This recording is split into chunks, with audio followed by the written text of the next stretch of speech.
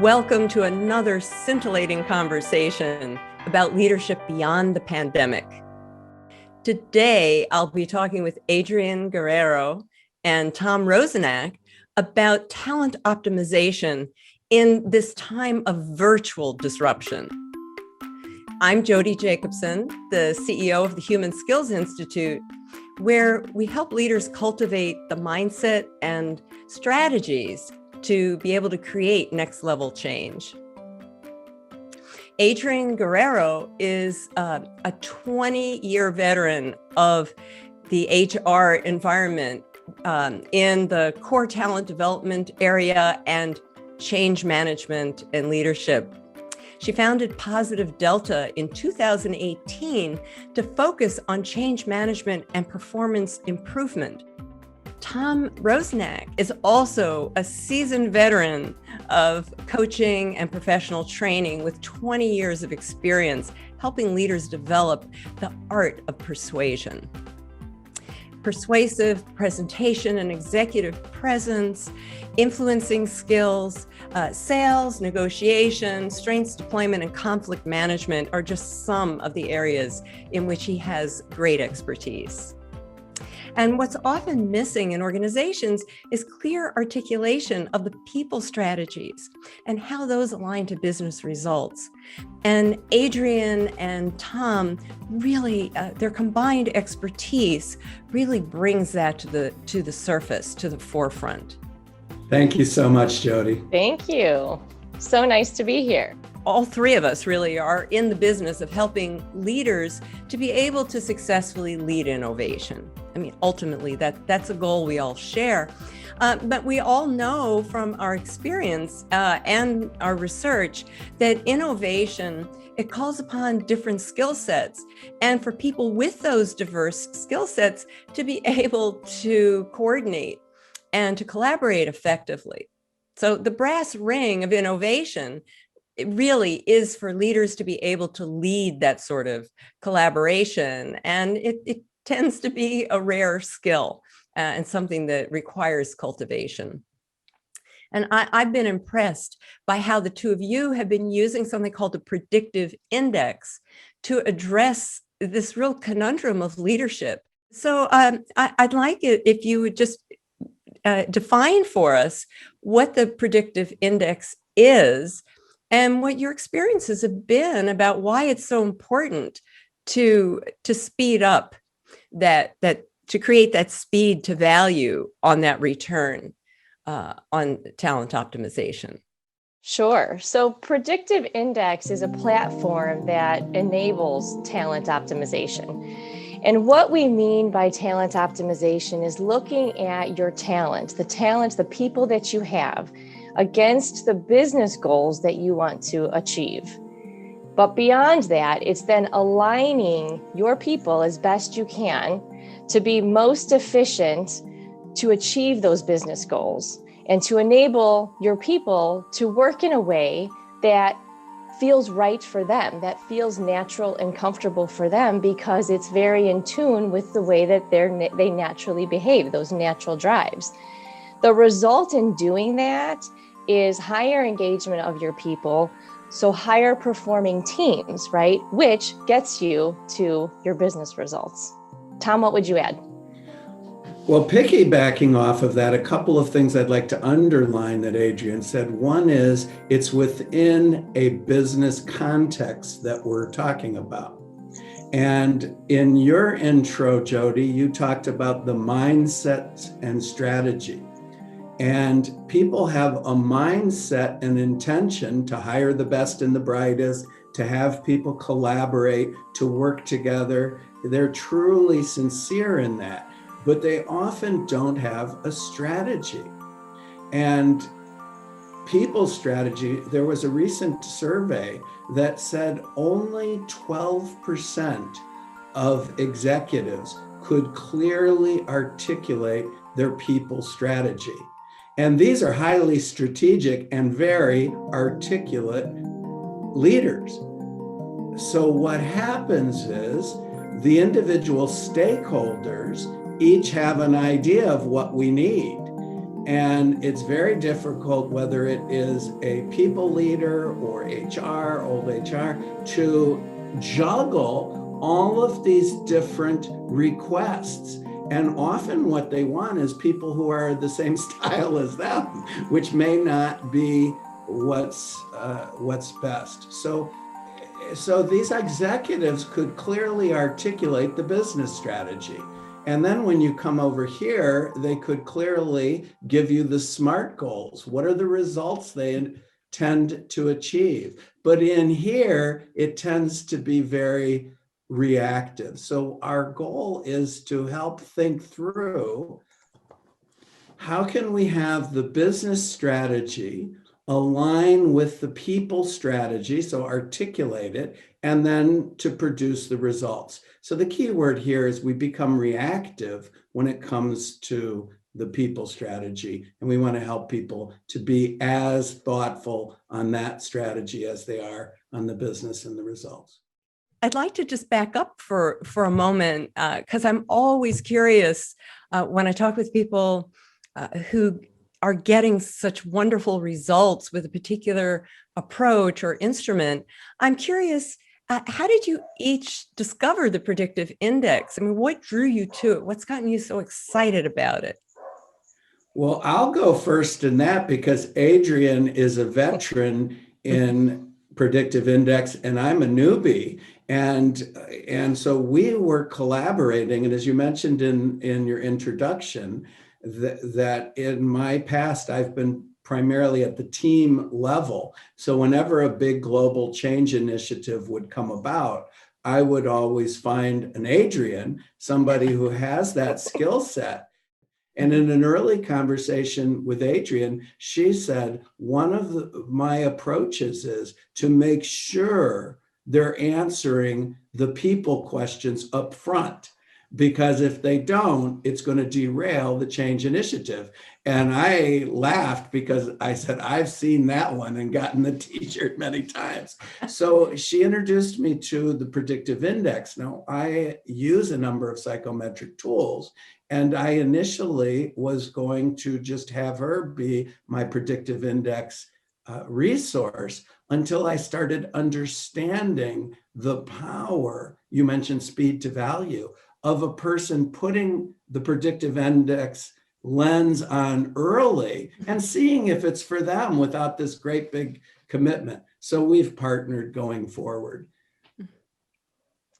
And for me, when I first started Positive Delta, I was invited to certify as a predictive index practitioner so that I could work with them through the consulting partner that I had joined up with.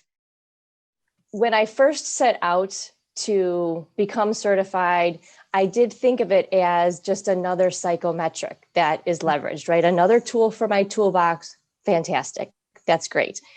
But I was quickly impressed as I learned more about it, that it is a vast platform that can be used over and over again and in different applications as a practitioner, and realizing that using people data, true people data, in the effort of an organizational change to provide that insight again early on. You know, we do change management, organizational change.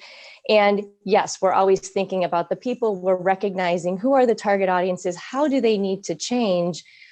But to be able to dig into, and how are they wired? What's their work style like? What's their preferred way of behaving? And what insight does that give us to the resistance they might have to that organizational change? Mm-hmm. So taking the individual people data, but building that out to that macro level against an organizational change is what really started to impress me in the application of predictive index for that org change work that I do.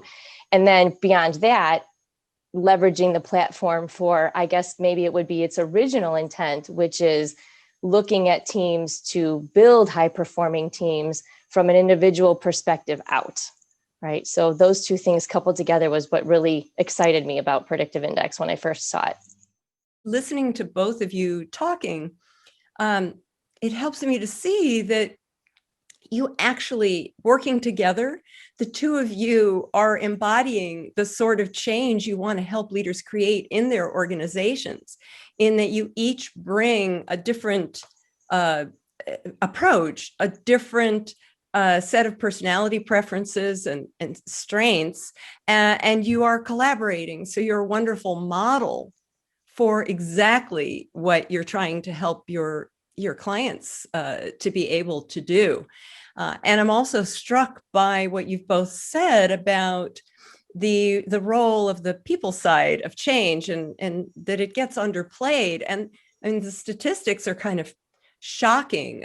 One that I'm familiar with from Harvard Business Review is that it's estimated that as much as 80% of change efforts fail to achieve their results either fully or at all because they don't address the people side of change. And that's where you're coming in with what I think is a very dynamic and exciting perspective and approach that can help them cut into that statistic and basically not become part of that statistic. So Tom, as you were talking about this, there's something that really struck me, and I'd be interested in hearing what both of your experiences have been with this. There's when I look at this diagram, it makes me think of something that came up in my own research about a dynamic called accidental adversaries. Where in doing the kinds of things you're talking about, leaders can unintentionally create adversarial dynamics within the organization. And I'm looking at this and was listening to you talking earlier. And, it reminds me of one of the dynamics that does get leaders into difficulty is that they have an espoused theory of leadership. What they say they believe is important, and what they say in their strategic plan or the goals for the change that they want to implement. Yet those are their espoused theories of leadership. In action, there are theories in practice, and that's where they can get into a lot of trouble, is the gap between those two things. So I wonder if, in your experience, you've seen that, and if you would speak to the power of predictive index in helping to disclose some of those gaps. Yeah, there's a lot of different directions we could go with that, but I want to point out, if you look in this circle, is we want the individual leaders to be advocating for the resources they need and to be coming to the VP of people and saying, I need this, that, or the other thing. But who's responsible to juggle that and say, how does it impact the culture? How does it impact the work? How does it impact the current people? And so what you have is very bright people using their instincts, but nobody connecting the dots. And I was just talking to a VP of people this weekend, and she said she had, with this one woman, she had what she called interview fatigue, because she was meeting all of the criteria with her candidates that this woman asked for. And she said, nope, that's not the person, just not a fit. But she didn't have a way to articulate. And so you called it accidental adversaries. I love this, because these are two people that both want a good company. They both want to hire good people. There's basic respect, but she being the one doing the hiring, after a while threw up her hands and says, I don't know what you're looking for. And they had no way to map it out. So what people data does, and Adrienne, and I don't know if she said it in this interview, but she might have said it the other day, I'll repeat it. Adrienne said that often neglect happens about work styles. So we have a competency addiction, and I'm not arguing we want to hire incompetent people, but our candidates have to pass all of these criteria. But that just says that they're competent. It says nothing about whether they're likely to succeed, whether the way the work comes down is going to meet the way they prefer to work. So we need to get style preferences into the conversations. And predictive index allows the data to be saying that this team has strengths and has blind spots, and it's our responsibility to align the strengths, to cover the blind spots, and to align the work so that we can produce the result, because sustainability is important. Wow, it really cuts into the assumption about kind of the qualitative or people side of change. No, you're bringing data, objective data into the decision-making process, into the process of working on the people side. And I really think that that's something very important that you're both doing here. Yeah, I've seen a lot of companies who build their job profiles, if you will, based on the competency, the education level, right? But rarely do they look at, and some self-proclaimed innovative companies, highly innovative companies, will talk a lot about culture, right? Culture fit. How are they interviewing for that though? It's all still very subjective, right?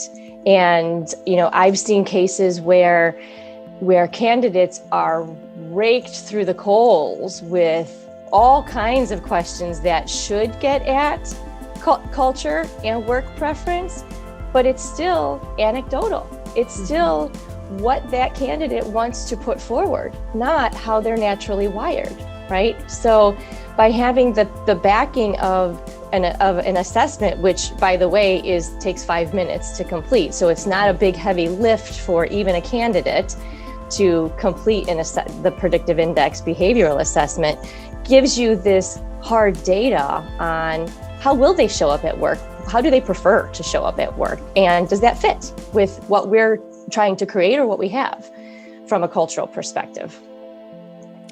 It's so valuable, and I have had the experience of taking it, and I really do find it eye-opening and different from other instruments that are out there, like DISC or something very complicated and complex like that. I mean, the amount of invaluable information that you get from the predictive index after somebody just takes 5 minutes to take it is quite profound, and that's often true. You need the right instrument for the right job, and I think that also is part of what's very exciting about both of you working with predictive index, because you've discovered a really innovative tool that I think is new and breakthrough.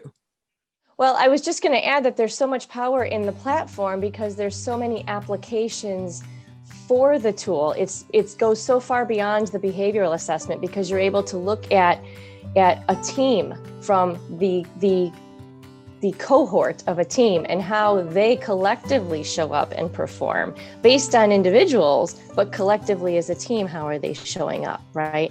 In a hiring situation, you can create a behavioral assessment that aligns to a job profile. So you're able to take a candidate's assessment against who you believe would be your ideal person to fill that job. What does that look like? What do the behaviors look like for that job? Are they wired for precision? Are they wired for high creativity, right? And then line that up against an actual candidate. So it goes beyond, a simple assessment where you may be left with, okay, that's great, I learned something about myself, and that's certainly valuable, but so what, right? It has tools within the platform that provide additional and ongoing insight based on what you're trying to achieve with your business. Exactly, and because, we all hear from leaders, well, everybody loves these personality inventories and assessments. It's fun, but so what? I mean, what's the so what? Right. And I would just like to take that so what and call it now what. So we had a pizza and we discovered our strengths and we did respect one another, and it was valuable that we got awareness. But when we get to the runway, it's very unlikely that I'm going to incorporate what I learned about Jody when I'm trying to drive a project through by Friday. Very unlikely unless you have a strategy. And Predictive Index has the behavioral scientists to do the comparisons to other tools, but that's less important to me because the people I work with are using the tools very situationally. So it isn't, don't use the other tools, this is a better tool. It's, what if we could show you a way to put a new lens on, to look at what keeps recurring as an upset, to anticipate it and create people strategies around it. It's a much longer term. It's a quicker to value and a longer term model. So for example, if we were on the same team, we could have a conversation, but each of us would have in the report how we like to be communicated to. And then I can say, I realize Adrienne's likely to feel like I'm mostly just talking at her and she needs time to process it.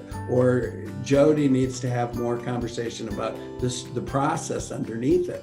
So the idea behind these team workshops is to look at the strengths and have the work be aligned to it and have better conflict management conversations to say that if we're valuing diversity, one form of diversity is the fact that we perceive work differently. Let's create richness from that. But if we have no awareness, we're going to have everybody pushing for the world to be their way. Well, what are the kinds of basic core problems that, that a leader would come to you for? The key drivers, the overarching one is getting the right person in the right seat, doing the right work. But isn't that cliche? That's a universal and it's true. But how do we bring that into our context? So I would suggest that it's having a definition and a strategy of what those three rights mean. And then since we're talking about persuasion, there's two sides to the coin. Value, what happens when we do something, and consequence, what happens if we don't. And so often the presenting problem is more on the consequence side. So it would be things like turnover. I mentioned interview fatigue. And so everyone says this person isn't the right person, but nobody can say why. You mentioned a big one, my team just isn't getting along. The other one that's become a buzzword is engagement.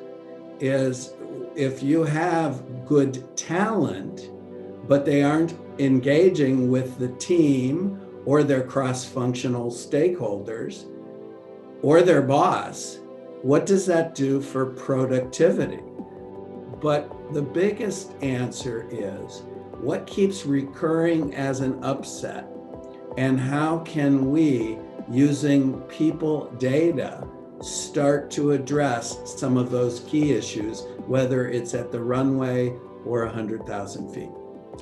So a part of what you're talking about is giving leaders a way of thinking and a tool for turning qualitative, sort of subjective data or feelings into something quantitative and actionable.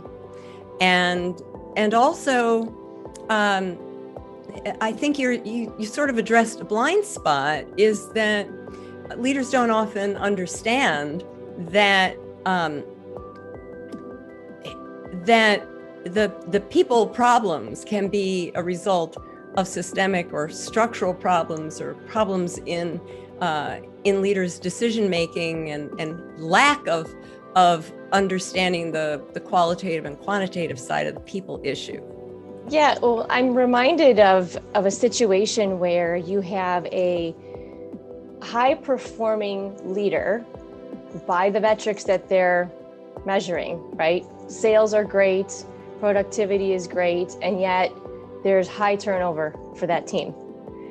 And the executive looks at that leader and says, can't be the leader's problem because look at these numbers. These numbers are fantastic, right? So I'm not going to do anything with that leader. I'm keeping that leader right where she is. Must be the problem of all these people under the leader, right? Well, perhaps not, right? Like, let's start looking at the leader. If there's collective turnover in this team, is there some self-awareness for that leader that would be beneficial? And imagine the numbers then, if that leader could adapt slightly, having some awareness of the way that she's showing up and she's wired, that might not work for the kind of team she has, the kind of team doing the kind of work they need to do. Another thing that comes to my mind is that today's landscape is full of unknowns. I read a metric that 69% of companies restructured during the pandemic. Wow. I'm betting many of them weren't planning on that, right? But it came out of need. There were layoffs that had to happen or furloughs that had to happen just to keep things afloat. And so I think a lot of leaders right now are thinking about, how do I steady this ship? How do I, get ready for what's to come, not really knowing what's to come, right? And working now with the talent that I have, which could be a skeleton crew. So much more important now to think about the talent that you have and how they're wired and what their preferences are and how to align them well so that they can be put together in more high-performing teams to be more effective and productive to get those business results achieved. Wow. So you really are talking about using this to increase organizational resilience, not just the resilience of the individuals within it. Absolutely. Yeah, and part of that speed to return on investment is the agility that you're talking about, helping leaders be able to achieve in their organizations. Because truly, I mean, the only constant now is you can be sure that there are going to be disruptions. It's that thing about the only thing that's certain is death and taxes, and then the only thing that's certain is constant change, and now the only thing that's certain is constant disruption. Well, I would like to riff off of that a little bit, because I remember saying to Adrienne that this is the first time. So we all know change is constant. We've known it for years. But this is the first time in my professional career that 100% of professionals are consciously aware that they're engaged in a change initiative. Yes. And if you look at any of the trending topics, so you mentioned resilience, diversity, equity and inclusion, empathy, effective remote work, all of these issues require us to say, what do we have available? Our people are our power. What's our return? And what can we do to increase it? And this is my bias, because I believe that conversation is the starting point. And we can have, for a very low investment of time and money, we can have an experience of finding actionable insights.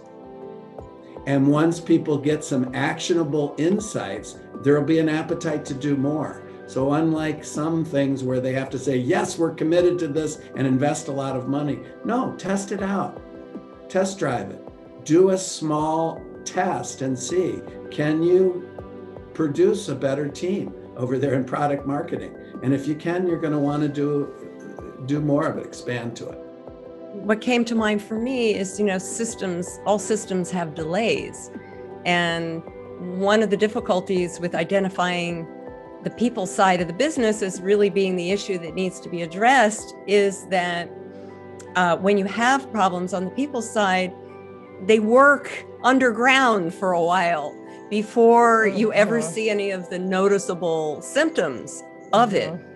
And with this, Tom, with what you just said, that people now understand that they are actually in a change management process. And Adrienne, what you were saying about the leader sort of stumbling upon these issues later on, it all speaks to that delay in systems. And so Whereas it's hard to convince leaders to use an approach before the problem is upon them. It's like, if not now, when? You have an approach that can provide data from day one that really illustrates how important addressing the people side is and how doable it is. Yeah, I think that's exactly right. That, what Tom and I are looking to bring to our clients is like Tom mentioned, it's speed to value, right? With a couple of hours, you can have an action plan and an awareness of what are some of those things that are getting in the way of your team being even better, right? And it could be already perceived to be a high performing team, but it might be able to be better. And just having an awareness of those blind spots in just a couple hours of time, right? Is, I've never seen a tool that has provided this level of insight so quickly before, right? And then, of course, it can expand beyond that, right? In additional workshops, as Tom mentioned, consulting work, having your own instance of the predictive index platform so that you can leverage all of this insight on your own, are all things that Tom and I are excited to bring to clients. Well, along those lines, I mean, I know that you've got some plans in the works. Tom, you want to share? Well, the unveiling? I'd be delighted to. So in your introduction, you called it Leadership Beyond Pandemic. And what Adrienne and I are working on is a series of short conversations that people can tap into. I'm noticing a lot of the big training initiatives are on hold and aren't coming back. And we did a lunch and learn series, and we're going to do one on talent optimization as well. So people can try on the lens and see where it fits. And of course, we're willing to come in and tailor it to individual companies. But I think the old lunch and learn idea has a new application, because I'm hearing from some managers, they want to do something to support their team working remotely, but they don't want to sign up they're zoomed out. But an hour of conversation with some one-on-one support. So what we are going to do is we're going to create a mailing list to be able to communicate what these are. So we would like to invite anybody to have a discovery call with either Adrienne or myself and to experience Predictive Index. And we can talk about talent optimization for their company. But the third thing is stay connected, because we are in conversation. And whenever people get together and talk about their particular experience, it's much better than someone lecturing on concepts. So, the power of those conversations are that it gets real very fast. So it's immediately applicable because we're talking about problems that are brought forward by those who are attending, right? It's not a canned presentation where we're going into the ins and outs of Predictive Index. We can certainly do that if the conversation goes that way, but it's really about discovering and articulating what are those things that are on your mind, that are bothering you and keeping you up at night, if you will, right? And then what people data could be applied to try to solve some of that. It sounds as though you're creating almost like a learning laboratory in real time for leaders who are having to walk the talk. So you're not just going to talk to them, you're going to be working with them on how to do the walk. Yeah, and I'm finding a hunger for a sounding board now. And what this talent optimization offers is a framework, a proven tool. And what we offer is a place to have, because I've known for years, we all suffer from terminal uniqueness. We'd read the Harvard Business Review and we assent cognitively and we go, but they don't know the trouble I've seen, And so we just need to have the conversation and lead to small actionable insights. And then we build trust. And then we can tackle the bigger one. And given that most companies don't have a talent strategy, to come in and say, we'll help you build a robust talent strategy but it's a huge investment, would be unrealistic, right? That's not meeting the clients where they are. So what can we give to provide a realistic action plan? That's something that is a bite size that can grow when they're ready, right? But something that is valuable now. Return on people is what it's all about. Wow, beautifully stated. So sign me up. How can I sign up?